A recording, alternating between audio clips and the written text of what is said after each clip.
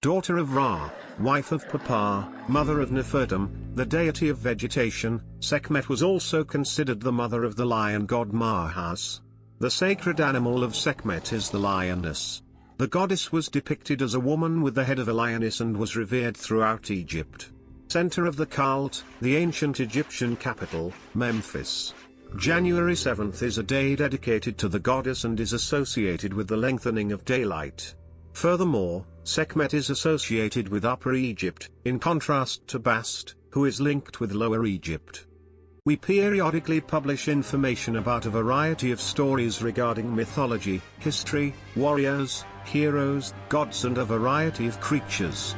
Subscribe to our Chronicle of the Past YouTube channel for captivating tales, enigmatic secrets, and epic journeys. Don't miss out on the enchantment. Click the subscribe button now and embark on a quest for wisdom and wonder. Together with the cobra goddess Uto and the goddess of royal power, Nekhbet, Sekhmet protected the pharaoh, and on the battlefield, she cast enemies at his feet. Her appearance struck terror into the hearts of adversaries, and her fiery breath consumed all in its path. Possessing mystical abilities, Sekhmet could both take life and inflict disease upon individuals. Simultaneously, Sekhmet is a goddess of healing who patronized physicians, who were considered her priests.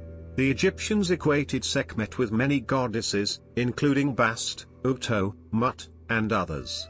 In mythology, Sekhmet originally served as a warrior goddess of Upper Egypt. She was depicted as a lioness, the most formidable combatant known to the Egyptians. Her breath was said to create deserts. Sekhmet was the protector of the pharaohs and accompanied them into battle. In the northern part of the Karnak complex, in commemoration of his triumphs in Asia, Thutmose III erected a special temple dedicated to the so-called Memphis trio, the lion-headed goddess of war, Sekhmet, her husband Ptah, and their son Nefertum. Inside the dark sanctuary of the temple, the cult statue of Sekhmet still stands, slightly taller than a human, wearing an imposing solar disk crown. In the hands of the goddess are a papyrus wage staff, symbolizing eternal youth, and an ankh, representing everlasting life. The sunbeam, streaming into the sanctuary through a specific opening in the roof, illuminates the seemingly incredibly lifelike lioness face of the goddess. During the Middle Kingdom, the pharaohs, as protectors of Egypt from its enemies, were often likened to Sekhmet, hence the goddess was occasionally depicted with fiery arrows. Some versions of the creation myth refer to her as the creator of the Libyans and Asiatics. She carried the epithet mighty or powerful. She bore the titles Great and Lady of the Desert. She served as the guardian of the world and the protector of the people. They turned to her in times of danger. It was believed that her anger brought disease and plagues, and during an epidemic outbreak in Egypt, Pharaoh Amenhotep III ordered 700 statues of the goddess to be carried out to appease the wrathful deities. The goddess was worshipped in the temple of Heliopolis, where priests kept sacred lions. Temples were also constructed on the outskirts of the desert, where wild lions roamed. The history of Sekhmet is quite fascinating. Ra, nearing the end of his rule on earth, sent the goddess Hathor in the form of Sekhmet. Ra tasked Sekhmet with the mission to eradicate any humans who dared to conspire against him. Sekhmet engaged in a ferocious battle, but, according to the myth, her thirst for bloodshed was far from satiated at the end of the conflict. In fact, she went on to annihilate nearly the entire human population. Witnessing this devastation, other gods besieged Ra to intervene before Sekhmet could obliterate the entire human race. In order to prevent further carnage, Ra devised a cunning plan involving beer. This beer was dyed red, or made to look like hematite, to catch Sekhmet's attention. Mistaking the beer for blood, the goddess consumed the entire vat. Subsequently, Sekhmet fell into a deep slumber induced by the potent brew, putting an end to her rampage. She awoke later, transformed back into her original self, no longer the merciless butcher. This story is also documented in the Cairo calendar, which details the sequence of good and bad days. However, there exist different versions of this tale. According to some variations, Sekhmet, overwhelmed by her own fury, departed Egypt. This departure diminished the power of the sun, posing a threat to the world's stability and safety.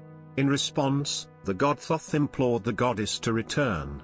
Sekhmet heeded the plea, coming back to restore the sun to its full radiance. Every year, at the beginning of the year, a celebration was held known as the Festival of Inebriation in ancient Egypt. During this event, the Egyptians engaged in dancing and music to appease the fierce nature of the goddess Sekhmet.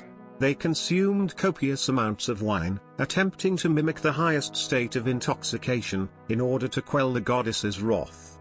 This festival may have also been linked to preventing the excessive flooding of the Nile. At the start of each year, during the Nile's annual flooding, the river would turn a dark red due to the sediment from upstream. Historical evidence suggests that thousands of people participated in this festival. Archaeologists have uncovered traces of these celebrations in the Temple of Mut. As Thebes gained prominence, Mut assimilated some attributes of Sekhmet.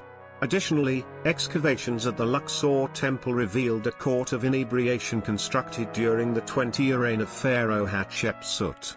Sekhmet, sometimes spelled Sakhmet, was typically depicted as a lioness-headed woman wearing a solar disk crown. Her cult was so significant that when Pharaoh Amenemhat I relocated the capital of Egypt to It-Tawi, the center of the Sekhmet religion also moved. Sekhmet was also considered a solar deity, often seen as an aspect of goddesses like Hathor and Bast. She bore a solar disk and a uraeus, connecting her with Wadjet and the concept of royalty. Explore the captivating realm of mythology. Click subscribe to become a part of our YouTube channel. Delve into ancient legends, unravel mysteries, and embark on epic journeys through the mythological realms. Don't miss a single fairy tale. Subscribe now and let mythology come to life on your screen. Chronicles of the Past.